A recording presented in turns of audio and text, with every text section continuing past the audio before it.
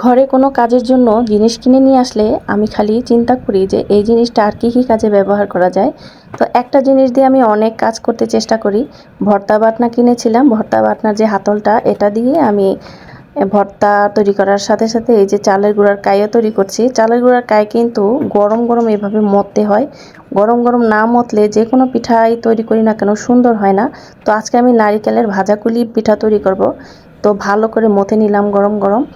তো খুব সুন্দর মথা হয়েছে। আমি এগুলো এখন কুলি পিঠা তৈরি করে নেব।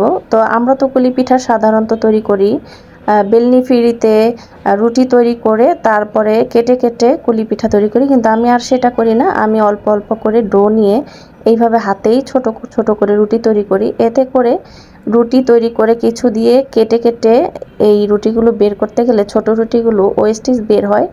তো তার আর ঝামেলা নেই। আমি হাতে এইভাবেই করে এভাবে কুলি পিঠাগুলো তৈরি করে নিচ্ছি।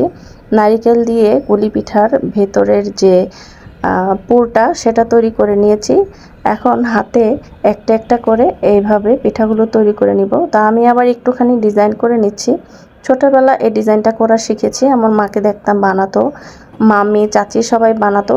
গ্রামে দেখতাম এক বাড়িতে পিঠা তৈরি করলে কয়েক বাড়ির মা চাচিরা একসাথে হয়ে পিঠা হাতাহাতি তৈরি করে দিত। সেটা কিন্তু খুব একটা আনন্দের বিষয় ছিল, আমার কাছে খুব ভালো লাগতো। আমিও জ্ঞান হওয়ার পর থেকেই কারো বাসায় পিঠা বানালে বা আমাদের বাসায় পিঠা বানালে সবাইকে ডেকে নিয়ে আসতাম বা আমরা গিয়ে তৈরি করে দিয়ে আসতাম।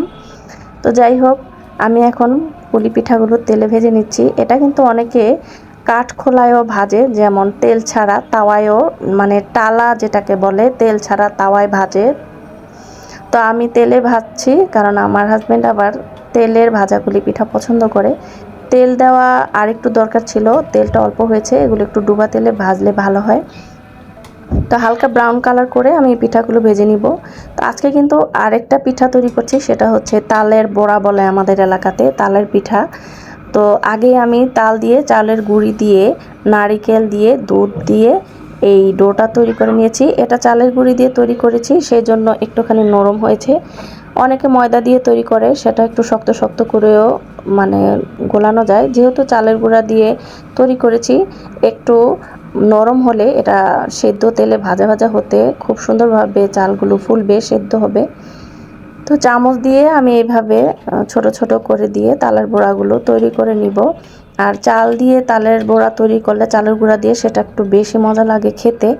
তো এটাও আমি একটু ব্রাউন কালার করে ভেজে নিলাম। তো আজকে এই দুই রকমের পিঠা তৈরি করলাম।